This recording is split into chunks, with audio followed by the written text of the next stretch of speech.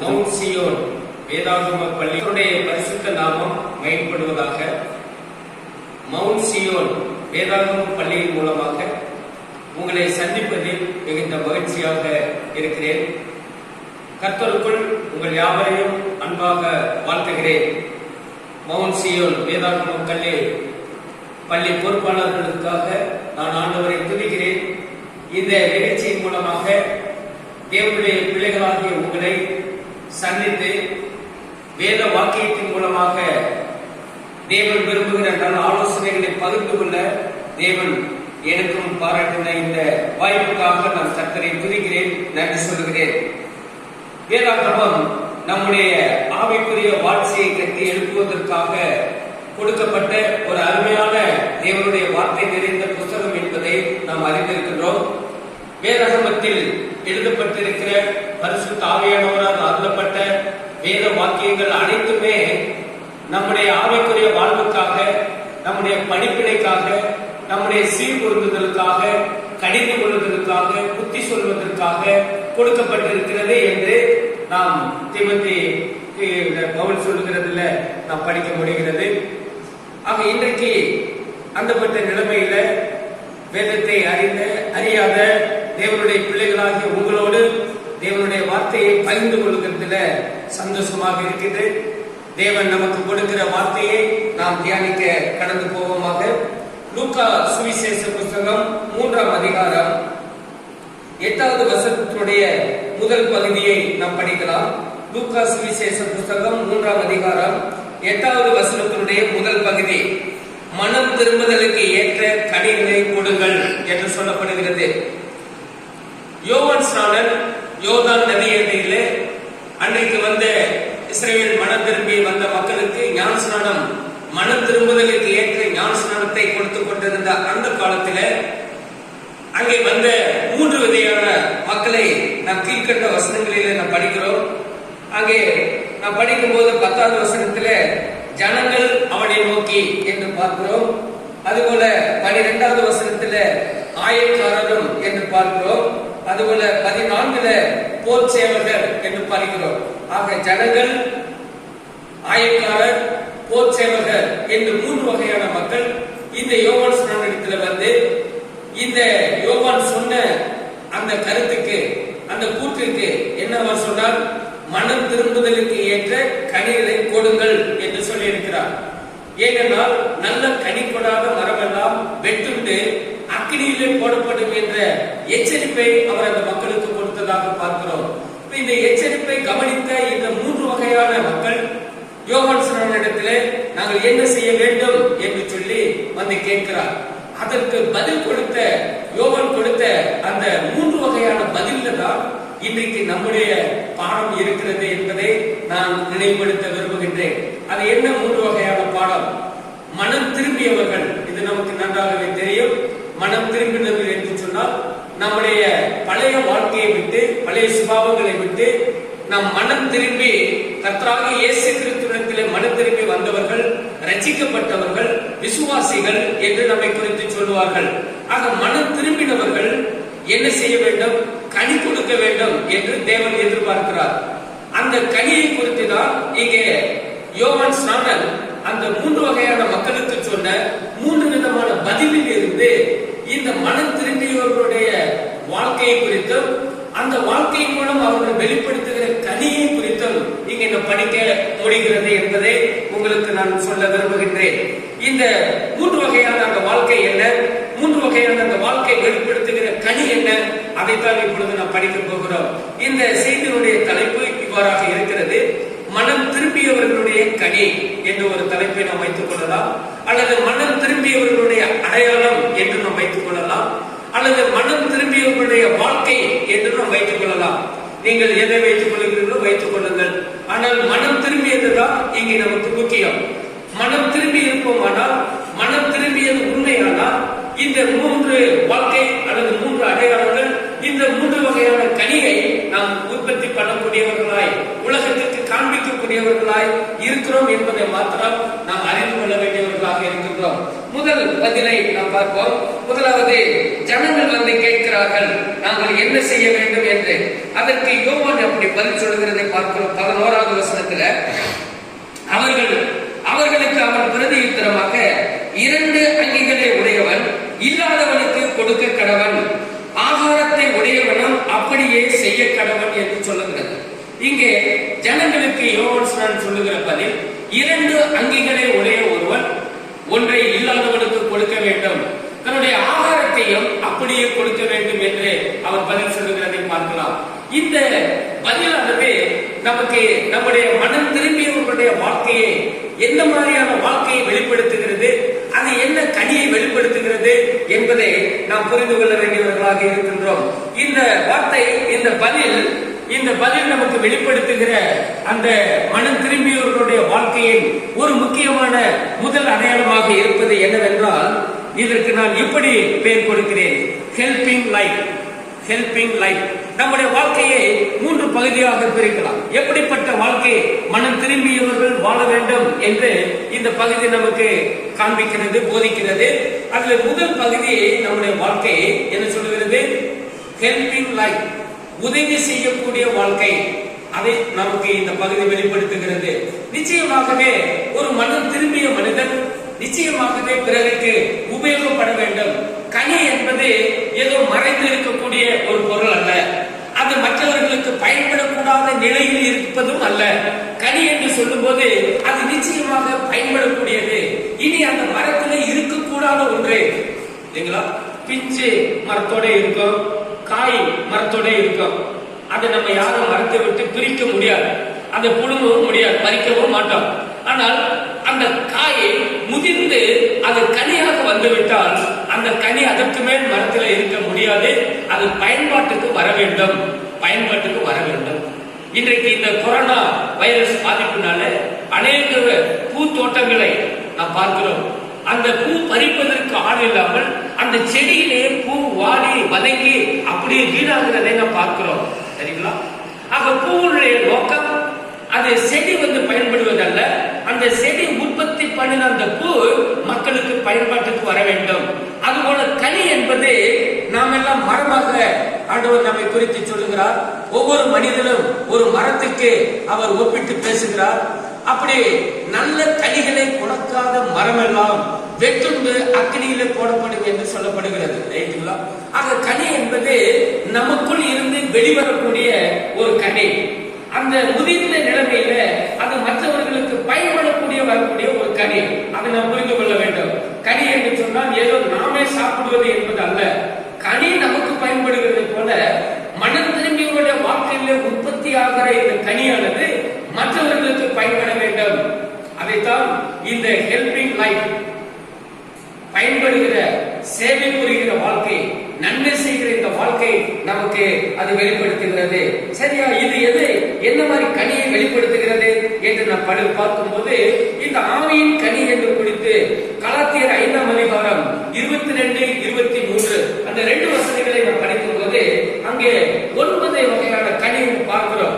எல்லாம் கனிகள் என்று சொல்லப்படவில்லை, ஒவ்வொன்றுமே தனிப்பட்ட முறையில கனி என்று தான் சொல்லப்படுகிறது. அதுல 9 கனியை இப்பொழுது நான் சொல்லக்கூடிய இந்த 3 வகையான வாழ்க்கையின் மூலம் இந்த 9 வகையான கனியும் வெளிப்பட வேண்டியது அல்லது வெளிப்படுத்த வேண்டியது அல்லது நாம் மற்றவர்களுக்கு காண்பிக்க வேண்டியது மனம் திரும்பியவருடைய ஒவ்வொருவருடைய பொறுப்பாக அது இருக்கிறது. ஆக இந்த கலாத்தியர் 5:22 முதல் 3 கனியை நாம் பார்க்கலாம். அது என்ன சொல்கிறது?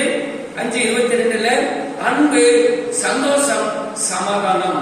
இது 3ஐ பாருங்கள். அன்பு, சந்தோஷம், சமாதானம். இந்த 3 கனியை நம்முடைய வாழ்க்கையில எதன் மூலமாக நாம் வெளிப்படுத்த முடியும் என்று சொன்னால் மற்றவர்களுக்கு நாம் உதவி செய்வதன் மூலம் அதை வெளிப்படுத்த முடியும். அன்பு இல்லாதவன் உதவி செய்ய முடியாது, சந்தோஷம் இல்லாதவன் உதவி செய்ய முன்வர மாட்டான், சமாதானம் இல்லாதவன் யாருக்கும் எதையும் செய்ய மாட்டான். ஆக இந்த 3 வகையான கனி நம்முடைய உதவி செய்கிற வாழ்க்கையின் மூலம் வெளிப்பட வேண்டும். அது மற்றவர்களுக்கு பிரயோஜனமாக இருக்க வேண்டும். அப்படி என்றால் இதை கேட்டுக் கொண்டிருக்கின்ற அன்பு சகோதர சகோதரிகளே, அருமை தம்பி தங்கைகளே, பிள்ளைகளே, நீங்கள் பயன்பாட்டில் இருக்கிறீர்களா? மற்றவர்களுக்கு பயன்படக்கூடிய நிலைமையில இருக்கிறீர்களா? நாம் பயன்படுவதற்கு 3 இடங்கள் உண்டு. முதலாவது நம்முடைய குடும்பம், நம்முடைய வீடு, இரண்டாவது நாம் ஐக்கியப்படுகிற சபை, மூன்றாவது நம்முடைய கிறிஸ்தவ சமுதாயம். இவர்களுக்கு இந்த 3 இடத்துக்கும் நாம் பயன்பட வேண்டும். குடும்பத்தில் பயன்படுகிறீர்களா? பிள்ளைகள் பெற்றோர்களுக்கு பயன்படுகிறீர்களா? கணவன் மனைவிகளுக்கு ஒருவருக்கு ஒருவர் பயன்படக்கூடிய நிலைமையில் இருக்கிறீர்களா? அல்லது தகப்பன் ஒன்று சொன்னால் பிள்ளைகள் அதற்கு எதிர்ப்பு தெரிவித்துக் கொண்டு வீட்டிலே இருக்கிறோமா? சற்று சிந்தித்து பார்க்க வேண்டும். நாம் மற்றவர்களுக்கு பயன்படுகிற விதத்தில் தான் இந்த கனியை நாம் வெளிப்படுத்தக்கூடியவர்களாக இருக்கின்றோம். இந்த கனியானது நிச்சயமாய் அவர்களுக்கு பயன்பட வேண்டும். நான் என்னுடைய பெற்றோர்களுக்கு பயன்பட வேண்டும், என்னுடைய திருச்சபை மக்களுக்கு நான் பயன்பட வேண்டும், என்னுடைய கிறிஸ்தவ சமுதாயத்தினருக்கு நான் பயன்பட வேண்டும். எந்த வகையில் நீங்கள் பயன்படுகிறீர்கள் அதை நீங்கள் யோசித்து பாருங்கள். எந்த வகையிலே பயன்பட உங்களுக்கு ஏதுவாய் இருக்கிறதோ, வாய்ப்பு இருக்கிறதோ, அந்த வகையில நிச்சயமாய் நீங்கள் பயன்பட உங்களை அன்போடு கேட்டுக்கொள்கின்றேன். பயன்பட வேண்டும். Helping life. இரண்டாவது பதிலை நாம் பார்க்கலாம். ஆயக்காரருக்கு அவர் சொல்லுகிறார். 13வது வசனத்திலே நாம் அந்த பதிலை படிக்கிறோம். அதற்கு அவன், உங்களுக்கு கட்டளையிட்டிருக்கிறதற்கு அதிகமாய் ஒன்றும் வாங்காதிருங்கள் என்றார். இந்த ஆயக்காரர் என்று சொல்லும்போது அவர்களுக்கு ஒரு வேலை நியமிக்கப்பட்டிருக்கிறது. வரி வசூல் பண்ணுகிற ஒரு வேலை. அவர்களுக்கு இவ்வளவுதான் வாங்க வேண்டும், இவ்வளவுதான் வரி வசூல் பண்ண வேண்டும் என்று கட்டளை கொடுக்கப்பட்டிருக்கிறது. ஆனால் அநேக வேலைகளில் இவர்கள் என்ன செய்வார்களாம்? அன்றைக்கு சொன்னதற்கு மிஞ்சி அதிகமாய் வாங்கி அப்படி அவர்கள் தனிப்பட்ட முறையிலே சொத்து சேர்த்துக் கொண்டிருப்பார்களா? அப்படித்தான் சகேவு என்ற ஆயக்காரன் சேர்த்துக் கொண்டிருந்தான். கர்த்தராகிய இயேசு கிறிஸ்து அந்த சகேவு என்ற மனிதனை சந்தித்த பொழுது அவனுடைய உள்ளத்திலே அவன் மனம் திரும்பினான். அந்த உள்ளத்திலே மனம் திரும்பினதின் அடையாளமாக, அதன் கனியாக அவன் தவறாக சம்பாதித்ததை எல்லாம் மறுபடியும் அந்த ஏழைகளுக்கு நான் கொடுத்து விடுகிறேன் என்று அவன் சொல்லுகிறான். அது என்னவென்றால் அவன் நேர்மையாக வாழ முயற்சிக்கிறதை இந்த அடையாளம் நமக்கு காண்பிக்கிறது. ஆகவே யோவான் ஸ்நானன் சொன்ன இரண்டாவது மனம் திரும்பியவர்களுடைய வாழ்க்கையின் அடையாளம் என்னவென்று சொன்னால் ஹானஸ்ட் லைஃப், நேர்மையான வாழ்வு. நேர்மையான வாழ்வு நிச்சயமாய் மனம் திரும்பியவர்கள் வாழ வேண்டும். ஒவ்வொருவருக்கும் பொறுப்பு கொடுக்கப்பட்டிருக்கிறது. ஒவ்வொருவருக்கும் வேலை கொண்டு கணவன் தன் வேலையிலே நேர்மையாக இருக்க வேண்டும், மனைவியானவர் தன் வேலையிலே நேர்மையாக இருக்க வேண்டும், பிள்ளைகள் தங்கள் வேலையிலே நேர்மையாக இருக்க வேண்டும், எஜமான்கள் தங்கள் வேலையிலே நேர்மையாக இருக்க வேண்டும், வேலையாட்கள் தங்கள் வேலையிலே நேர்மையாக இருக்க வேண்டும், ஊழியர்கள் மூப்பர்கள் தங்களுடைய பொறுப்புகளிலே நேர்மையாக செயல்பட வேண்டும். பிரியமானவர்களே, இந்த நேர்மை என்பதை தேவன் எதிர்பார்க்கிறார். Honest life. God is expecting you to live a honest life. fraud life அல்ல, நேர்மையான வாழ்க்கையை நாம் வாழ வேண்டும் என்பதைத்தான் தேவன் எதிர்பார்க்கிறார். ஆகவே இங்கே யோவான் ஸ்நானன் ஆயக்காரர்களுக்கு சொல்லுகிறார், உங்களுக்கு கட்டளை கொடுக்கப்பட்டிருக்கிறது, அதற்கு மிஞ்சி ஒன்றும் வாங்காதீர்கள். அப்படி என்றால் அது எந்த வாழ்க்கையை நமக்கு வெளிப்படுத்துகிறது, ஞாபகப்படுத்துகிறது என்று சொன்னால் நம்முடைய நேர்மையான வாழ்வை நாம் அதை புரிந்து கொள்ள முடிகிறது. நேர்மையான வாழ்வு நமக்கு அவசியமாக இருக்கிறது. நேர்மை நமக்கு நிச்சயமாக உதவி செய்யும். இந்த நேர்மையான வாழ்வு வெளிப்படுத்துகிற கனி என்ன என்று சொன்னால், மறுபடியும் கலாத்தியர் 5ஆம் அதிகாரம் இந்த 22, 23 வசனங்களுக்கு நாம் செல்வோம். முதல் 3 கனிகள் ஹெல்பிங் லைஃபினுடைய அடையாளமான கனிகள். இந்த அடுத்த 3 கனிகளை பார்க்கலாம். நீடிய பொறுமை, தயவு, நற்குணம். இந்த 3ம் நேர்மையான வாழ்வை வெளிப்படுத்தக்கூடிய கனியாக இருக்கிறது. நல்ல குணம் இல்லாமல் நாம் நேர்மையாக வாழ முடியாது. நல்ல தயவு இல்லாமல், பொறுமை இல்லாமல் நாம் நேர்மையாக வாழ முடியாது. நேர்மையான வாழ்வு வாழ்வதற்கே தேவன் நம்மை விரும்புகிறார், அழைக்கிறார், நமக்கு இதையெல்லாம் போதிக்கிறார். ஏனென்றால் உலகம் நேர்மையற்ற உலகமாக இருக்கிறது. ஜனங்கள் எங்கே பார்த்தாலும் ஒளிமறைவாக மறைத்து சம்பாதிக்கிற பணத்தை கணவன் முற்றிலுமாய் தன் மனைவிக்கு கொடுப்பது இல்லை. அங்கே தனக்கென்று ஒரு பகுதியை எடுத்து வைத்துக் கொண்டுதான் கொடுக்கிறான். அது எதை காண்பிக்கிறது? அவனுடைய நேர்மையற்ற தன்மையை காண்பிக்கிறது. அதுபோல ஊழியர்கள் தன் பொறுப்பில உண்மை இல்லாத இருப்பார்கள். மூப்பர்கள் இருக்கக்கூடும், விசுவாசிகள் இருக்கக்கூடும், பிள்ளைகள் இருக்கக்கூடும். ஆகவேதான் ஆண்டவர் இன்றைக்கு நமக்கு ஒரு எச்சரிக்கை கொடுக்கிறார். மனம் திரும்பு. நீ மனம் திரும்பியது உண்டானால் இந்த நேர்மையான வாழ்வை நீ வெளிப்படுத்த வேண்டும். இந்த நேர்மையான வாழ்வின் மூலம் உன்னுடைய நல்ல குணங்களை நீ வெளிப்படுத்த வேண்டும். இந்த நேர்மையான வாழ்வின் மூலம் உன்னுடைய தயவை வெளிப்படுத்த வேண்டும். இந்த நேர்மையான வாழ்வின் மூலம் நீடிய பொறுமை என்ற கனியை நீ வெளிப்படுத்த வேண்டியதாக நாம் இருக்கிறோம். எவ்வளவு உண்மையாக இருக்கிறது. நம்முடைய பொறுப்புகளிலே நாம் நேர்மை உள்ளவர்களாக இருக்கிறோமா? அது ரொம்ப அவசியம். யோசேப்பு சிறைச்சாலையில் போடப்பட்டால் அவன் தன் வேலையிலே நேர்மையாக செயல்பட்டான். தானியேல் தன்னுடைய வேலையிலே நேர்மையாக உண்மை உள்ளவனாய் இருந்தான். அவனிடத்திலே குற்றம் காண வேண்டும் என்று அநேகர் முயற்சித்தார்கள். ஆனால் அவர்களுடைய வேலையிலே அவன் உண்மையாக இருந்ததுனால அவனிடத்திலே குற்றம் ஒன்றும் கண்டுபிடிக்க முடியவில்லை. நம்முடைய ஆண்டவர் இயேசு கிறிஸ்துவின் வாழ்க்கையில கூட அவர் பூமியிலே மனிதனாய் வாழ்ந்த ஊழியம் செய்த அந்த 3 காலங்களில் கூட அநேக மக்கள் அவரிடத்தில் குற்றம் கண்டுபிடிக்க வேண்டும் என்று அவர்கள் கூடி வந்தார்கள். ஆனால் அவரிடத்தில் ஒரு குற்றத்தையும் அவர்கள் காண முடியவில்லை. அதுதான் நேர்மையான வாழ்வை வெளிப்படுத்துகிறது. நாம் எப்ப தூங்கணும், எப்ப எழுந்திருக்கணும், எப்ப குளிக்கணும், எப்ப சாப்பிடணும், எப்ப வேலை செய்யணும், இதெல்லாம் ஒரு டிசிப்ளினரி ஒர்க். நம்முடைய வாழ்க்கையில் அதை கடைபிடிக்க வேண்டும். நேர்மை என்று சொன்னால் நான் பொய் பேசுவதில்லை அப்படிங்கிறது மாத்திரம் அல்ல. நம்முடைய வாழ்க்கையிலே தலைகளாக செய்யக்கூடாது. நமக்கு பகல் 12 மணி நேரம், இரவு 12 மணி நேரம் நமக்கு கொடுக்கப்பட்டிருக்கிறது. ஆக தூங்க வேண்டிய நேரத்தில் நாம் விழித்துக் கொண்டிருக்கிற நேரத்தில் தூங்குவது அது டிசார்டர். தேவன் நமக்கு ஏற்படுத்திய அந்த ஒழுங்கை நாம் மாற்றிக் கொள்வது அது நேர்மையான வாழ்க்கையாக இருக்க முடியாது. கணவன் மனைவி சேர்ந்து இருக்க வேண்டும். மனிதன் தனிமையாக இருப்பது நல்லது அல்ல என்று சொல்லி தெய்வம் ஒரு வாலிபரை 2 வாலிபர்களை ஒன்றாக குடும்பமாக இணைக்கும் போது அதை பிரிப்பது என்பது அது நேர்மையாக இருக்க முடியாது. பிள்ளைகள் வளர்ந்து பெற்றோர்களுக்கு ஆதரவாக இருக்க வேண்டும் என்று கர்த்தர் அந்த தாய்க்கும் தகப்பனுக்கும் அந்த தம்பதிகளை ஆசீர்வதித்து பிள்ளைகளை கொடுக்கும் போது பிள்ளைகள் வளர்ந்து வந்து அந்த தாய் தகப்பனுக்கு ஆதரவாக இல்லாமல் போவது அது நேர்மையான வாழ்வாக இருக்க முடியாது. நம்முடைய கிறிஸ்துவ சமுதாயம் பாடுபடும் போது, கஷ்டப்படும் போது, இன்றைக்கு இந்த கொரோனா வைரஸ் தொற்றினால எத்தனை நம்முடைய விசுவாச மக்கள் ஏழை தினந்தேதி கூலிக்கு வேலை போகிறவர்கள் வேலை இல்லாமல், சம்பளம் இல்லாமல், வருமானம் இல்லாமல், சாப்பாட்டுக்கே வழி இல்லாமல் இருக்கிறார்கள் தெரியுமா சகோதர சகோதரிகளே? இப்படிப்பட்டவர்களுக்கு நம்முடைய உதவி, இப்படிப்பட்டவர்களுக்கு நம்முடைய பணம் உதவியாக இல்லாவிட்டால் அந்த வாழ்க்கை அது நேர்மையற்ற வாழ்க்கை தான் என்று சொல்ல முடியும். பிறருக்கு பயன்படாத வாழ்க்கை அது நேர்மையற்ற வாழ்க்கை, சுயநலமான வாழ்க்கை நேர்மையான வாழ்க்கை அல்ல. இயேசு கிறிஸ்துவும் தனக்காக அவர் வாழவில்லை, தனக்காக அவர் மரிக்கவில்லை, மற்றவர்களுக்காக வாழ்ந்தார், நமக்காக அவர் மரித்தார் என்று வேதத்தில் நாம் படிக்கிறோமே. அப்படி என்றால் இந்த ஹானஸ்ட் லைஃப், நேர்மையான வாழ்வு வெளிப்படுத்தக்கூடிய அந்த நீடிய பொறுமை, தயவு, நற்குணம் என்ற அந்த குணங்களை, அந்த கனியை வெளிப்படுத்தக்கூடிய ஒரு வாழ்க்கையின் அடையாளமாக இருக்கிறது. மூன்றாவது நம்முடைய வாழ்க்கையை நாம் படிக்கின்றோம். யோவான் ஸ்நானன் இவ்விதமாக வந்த பூச்சேவகருக்கு சொல்லக்கூடிய பதிலை நாம் 14வது வசனத்தில் படிக்கிறோம். அவன் என்ன சொல்லுகிறான்? அதற்கு அவன், நீங்கள் ஒருவனுக்கும் இடுக்கண் செய்யாமலும் பொய்யாய் குற்றம் சாட்டாமலும் உங்கள் சம்பளமே போதும் என்று இருங்கள் என்று சொல்லுகிறார். இந்த பதிலானது நமக்கு எந்த வாழ்க்கையை வெளிப்படுத்துகிறது என்று பார்ப்போமானால் நம்முடைய ஹோலி லைஃப், பரிசுத்த வாழ்வை இது நமக்கு வெளிப்படுத்துகிறது.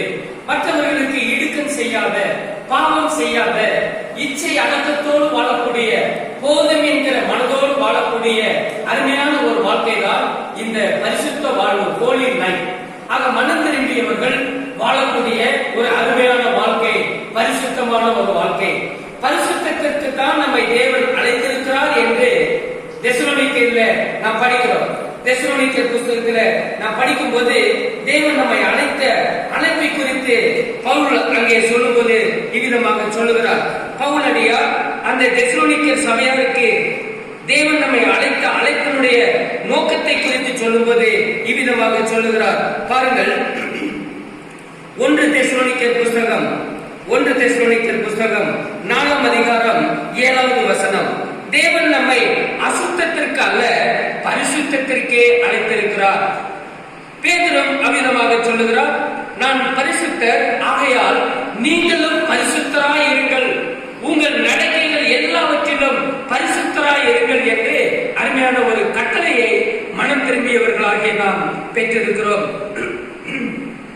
ஆக மனம் திரும்பியவர்கள் தங்களுடைய வாழ்க்கையிலே வெளிப்படுத்தக்கூடிய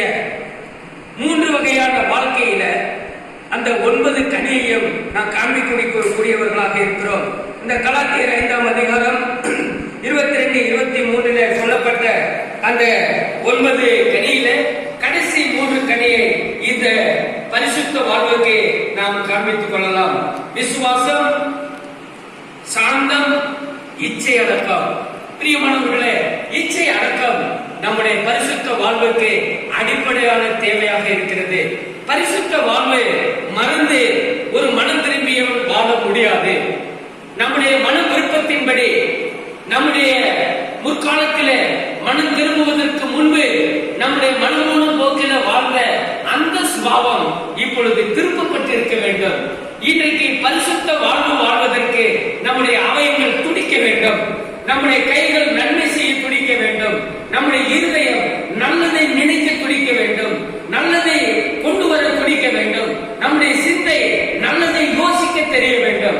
அப்போஸ்தலனாகிய பவுல் 1 கொரிந்தியர் 13ஆம் அதிகாரத்தில் சொல்லும் போது கடைசியில் அவர் சொல்லுகிறார், நான் குழந்தையா இருந்த போது குழந்தையை போல யோசித்தேன், பெரியவனா ஆன போது குழந்தையை போல யோசித்தேன், குழந்தையை போல நான் எண்ணினேன், குழந்தையை போல நடந்து கொண்டேன். ஆனால் முதிர்வதன் ஆன போது அந்த குழந்தைகளுக்கு ஏற்றவைகளை ஒழித்து விட்டேன். இதுதான் அந்த கனி, வளர்ந்த முதிர்ந்த மனம் திரும்பியவனுடைய அடையாளம். நாம் பிரியமானவர்களே, கர்த்தருக்குள் வரும்போது குழந்தைகள் தான். அப்பொழுது இந்த வித்தியாசம் தெரியாதவர்கள் தான். ஆனால் சபையின் ஐக்கியத்தில் இருந்து கொண்டு சபையின் சத்தியத்தினாலே போதிக்கப்பட கற்றுக்கொள்ள இந்த பரிசுத்த வாழ்வு நம்முடைய வாழ்க்கையில் மலர வேண்டும். இந்த பரிசுத்த வாழ்வு வெளிப்படுத்தக்கூடிய அந்த விசுவாசம், அந்த சாந்தம், அந்த இச்சை அடக்கம் என்ற கனி இந்த பரிசுத்த வாழ்வின் மூலம் வெளிப்படுத்த வேண்டியதாக இருக்கிறது. நான் விசுவாசம் உள்ளவன் என்று நம்மை சொல்லிக்கொண்டு நம்முடைய வாழ்க்கையிலே பரிசுத்தம் இல்லாத இருக்குமானால், நம்முடைய வாழ்க்கையிலே எப்பொழுதும் போலவே இருக்குமானால் அது ஒரு பரிசுத்த வாழ்வு அல்ல. அது நம்முடைய கனியை, நல்ல கனியை கொடுக்கக்கூடிய வாழ்வும் அல்ல. ஆகவேதான் யோவான் அங்கே தன்னிடத்தில் ஞானஸ்நானம் பெற வந்த அந்த 3 வகையான மக்களிடத்தில் இந்த எச்சரிப்பை கொடுக்கிறார். நல்ல கனி கொடாத மரமெல்லாம் வெட்டுண்டு அக்கினியிலே போடப்படும். அந்த மரத்துக்கு ஒரு முடிவை அவர் பார்க்கிறார். இப்பொழுது கோடாரியானது மரத்தின் அடியிலே வைக்கப்பட்டிருக்கிறது. எதுக்கு? கோடாரி அங்க பத்திரமாய் இருக்கட்டும் சொல்லி வைக்கிறங்க. அந்த மரத்தை வெட்டுவதற்கு ஆயத்தமாய் இருக்கிறது என்பதைத்தான் அது காண்பிக்கிறது அல்லவா? அப்படி என்றால் நாம் எல்லாம் எந்த கனிகளை கொடுத்துக் கொண்டிருக்கிறோம்? மற்றவர்களுக்கு உதவி செய்யக்கூடிய அந்த ஹெல்பிங் லைஃப், அதன் மூலமாக நம்முடைய அன்பு வெளிப்படுத்துகிறோமா? நம்முடைய அன்பை வெளிப்படுத்துகிறோமா? பிரியமானவர்களே, இந்த சந்தர்ப்பம் நம்முடைய அன்பை வெளிப்படுத்துவதற்கு சரியான சந்தர்ப்பம் என்றுதான் நான் கருதுகிறேன். This is the right opportunity to develop, to show your Christian love. Christian love, not a human life. Christian love. நம்முடைய அன்பு அது தேவ அன்பாக, கிறிஸ்தவ அன்பாக இருக்க வேண்டும். அந்த கனிதான் உலகத்துக்கு பிரயோஜனமானது. இன்னைக்கு நிறைய பழக்கடைகளை நாம் பார்க்கிறோம், பழமுதிர் சோலைகள் இல்லையா? அங்க வகை வகையான பழங்கள் இருக்கும். அந்த பழங்கள்ல எல்லா பழமும் போத்து வராது இல்லையா? சில பழத்தை எடுத்து படித்து பார்க்கும் போது என்ன செஞ்சிருக்கும்? அழுகி போயிடும். சில பழம் பார்க்கறதுக்கு நல்லா அழகா இருக்கும், அதை கடிச்சா புளிக்கும். புளிக்கிற பழத்தை சாப்பிடுவாங்களா? ஐயே மூஞ்சி ஒரு மாதிரி சுழிச்சிடும் இல்லையா? மூஞ்சி சுழிச்சு போயிடும். ஆக நம்முடைய வாழ்க்கையில நல்ல கனிவுகளுக்கு இருக்க வேண்டும். மக்களுக்கு ஆரோக்கியமாக அந்த பழம், அதுல இருக்கக்கூடிய சார் நல்லா பாருங்க, அந்த பழத்தினுடைய சார் மனிதனுக்கு என்ன செய்கிறது? சத்துவை கொடுக்கிறது. அதனாலதான் மருத்துவர்கள் இந்த பழங்களை சாப்பிட வேண்டும். திராட்சை பழம் சாப்பிடுங்கள், ஆப்பிள் பழம் சாப்பிடுங்கள், சாத்துக்குடி ஜூஸ் குடிங்க. எதுக்கு இதெல்லாம் குடிக்க சொல்றாரு? தொப்பை பெறுகிறதுக்கு அல்ல, உடம்புல சத்து வரும் என்பதற்காகத்தான் சொல்லப்படுகிறது. ஆக நம்முடைய உதவிகள் மற்றவர்களை ஆறுதல்படுத்த வேண்டும், மற்றவர்களுக்கு சத்துவத்தை கொடுக்க வேண்டும், மற்றவர்கள் தேவனை நோக்கி துதிக்கும்படியாக நம்முடைய உதவிகள் காணப்பட வேண்டும். நாம் செய்யக்கூடிய உதவி, நாம் அப்பா அம்மாவுக்கு செய்யக்கூடிய உதவி, சபையாளர்களுக்கு செய்யக்கூடிய உதவி, நம்முடைய கிறிஸ்தவ மக்களுக்கு செய்யக்கூடிய உதவி, ஒவ்வொன்றும் பரலோகத்தின் தேவனை மகிமைப்படுத்தக்கூடியதாக, சோத்திரம் செய்யக்கூடியதாக அது அமையும். நம்முடைய ஹானஸ்ட் லைஃப், நேர்மையான வாழ்வு தேவனை மகிமைப்படுத்தக்கூடியதாக இருக்கும். நம்முடைய பரிசுத்த வாழ்வு தேவனை மகிமைப்படுத்தக்கூடியதாக இருக்கும். நாம் வேதத்தை படிக்கிறோமே, இந்த பகுதியை எத்தனையோ பேர் எத்தனையோ முறை படித்திருப்பார்கள். ஆனால் ஆனால் இந்த சத்தியம் அவர்களுக்கு புரிந்ததா? உங்களுக்கு புரிந்ததா? நீங்கள் சிந்தித்து பாருங்கள். இந்த பகுதியை நாம் எத்தனை முறை வாசித்திருக்கிறோம். ஆனால் என்னுடைய 3 வகையான மனம் திரும்பிய என்னுடைய 3 வகையான வாழ்க்கையை இது காண்பிக்கிறது. என்னுடைய ஹெல்பிங் லைஃப் காண்பிக்கிறது, என்னுடைய ஹானஸ்டி லைஃபை காண்பிக்கிறது, என்னுடைய ஹோலி லைஃபை இது காண்பிக்கிறது. இதன் மூலமாக கலாத்தியர் 5:22-23 சொல்லப்பட்ட அந்த 9 கனியையும் நான் வெளிப்படுத்தக்கூடியவராக இருக்கிறேன். அதுவே நல்ல கனி என்று சொல்லப்படுகிறது. நல்ல கனியை நாம் கொடுக்காவிட்டால், பிரியமான சகோதர சகோதரிகளே, நீங்கள் எவ்வளவு படித்திருந்தாலும் சரி, நீங்கள் உலகத்திலே 16 பட்டம் பெற்று நீங்கள் பெரிய உத்தியோகத்தில் இருந்தாலும் சரி, மிகப்பெரிய நீங்க ஒரு மந்திரி பதவியில் இருந்தாலும் சரி, அதிகாரத்தில் இருந்தாலும் சரி, எப்பேற்பட்ட தனமுடையவனாய் ஐஸ்வர்யமுடையவனாய் இருந்தாலும் சரி, உன் வாழ்க்கையில் இந்த 3 விதமான வாழ்க்கையை காணவிட்டால், இந்த 3 வகையான வாழ்க்கையின் மூலம் ஆவிக்குரிய அந்த கனிகளை நீ வெளிப்படுத்தாவிட்டால், நீ வெட்டப்பட்டு அக்னியிலே தள்ளுண்டு போவாய் என்ற எச்சரிப்பை நாம் பெற்றுக்கொள்ள வேண்டியவர்களாக இருக்கின்றோம். நாம் யாராக இருந்தாலும் தேவனிடத்திலே சாக்கு போக்கு சொல்ல முடியாது. பிரியமானவர்களே, தேவன் நீதிபரராய் வரப்போகிறாய். முதலாவது நம்மை இப்படிப்பட்ட வாழ்க்கை வாழ்வதற்காக, நம்மை மனம் திரும்ப பண்ணுவதற்காக கர்த்தராகிய இயேசு கிறிஸ்துவானவர் வானத்தையும் பூமியும் உண்டாக்கிய சர்வ சிருஷ்டி கர்த்தர் இதோ பூமியிலே மனிதனாய் வந்து அந்த கல்வாரி சிலுவையில என்னுடைய அந்த பாவத்தையும் அக்கிரமத்தையும் சுமந்து அவர் மரித்து அடக்கம் பண்ணப்பட்டார். 3ஆம் நாள் அவர் உயிர்த்தெழுந்து இன்றைக்கும் உயிரோடு இருக்கிறார். இந்த தேவன் நீதிபதியாக, நியாயாதிபதியாக, சத்தியவரராக இதோ பூமிக்கு மறுபடியும் மக்களுக்கு நியாய தீர்ப்பு செய்யும்படி வரப்போகிறார். அவனுடைய கிரியைகளுக்கு ஏற்ற தீர்ப்பை செய்ய, பலனை கொடுக்க கர்த்தர் வந்து கொண்டிருக்கிறார். அவர் வரப்போகிறார். நீ ஆயத்தமா? அவர் வரும்போது நீ வெட்டப்பட்ட அக்கினியில தள்ளப்படாதபடிக்கு அவரோடு நித்தியமான அந்த நித்திய வாழ்வையில, அந்த நிலையான மோட்ச வாழ்வில வாழ்வதற்கு நீ உன்னை ஆயத்தப்படுத்த வேண்டாமா? உன்னுடைய வாழ்க்கையை நீ சீர்படுத்த வேண்டாமா? நீ மற்றவர்களுக்கு பிரயோஜனம் உள்ள அந்த வாழ்க்கையை நீ வாழ வேண்டாமா? நேர்மையான ஒரு வாழ்க்கை வாழ வேண்டாமா? பரிசுத்தமான ஒரு வாழ்க்கை வாழ வேண்டாமா? நம்முடைய மனமோன போக்கிலே போவதற்கு அல்ல பிரியமானவர்களே, தேவன் நம்மை அழைத்திருப்பது அவருடைய நோக்கத்தை நிறைவேற்றவே. நம்மை அழைத்த நோக்கம், நம்மை சிருஷ்டித்த நோக்கம், நம்முடைய பாவத்தை மன்னித்து பரிசுத்தவான்களாய் தேவன் மாற்றியதனுடைய நோக்கம் நாம் மற்றவர்களுக்கு பயன்பட வேண்டும் என்று, நாம் நேர்மையாக வாழ வேண்டும் என்று, நாம் பரிசுத்த வாழ்வை வாழ வேண்டும் என்பதுதான் தேவனுடைய பிரதான நோக்கமாகவும் இருக்கிறது என்று சொல்லி, இந்த வாழ்வை நீங்கள் வாழ வேண்டும். இந்த வாழ்வின் மூலம் இந்த ஆவிக்குரிய கனியை நீங்கள் வெளிப்படுத்த வேண்டும். மற்றவர்களுக்கு பிரயோஜனம் உள்ள நல்ல கனிகளை கொடுக்கிறவர்களாய் நீங்கள் வாழ வேண்டும் என்று சொல்லி கர்த்தராகிய இயேசு கிறிஸ்துவின் நாமத்திலே உங்களை வாழ்த்தி இந்த செய்தியை நான் நிறைவு செய்கிறேன்.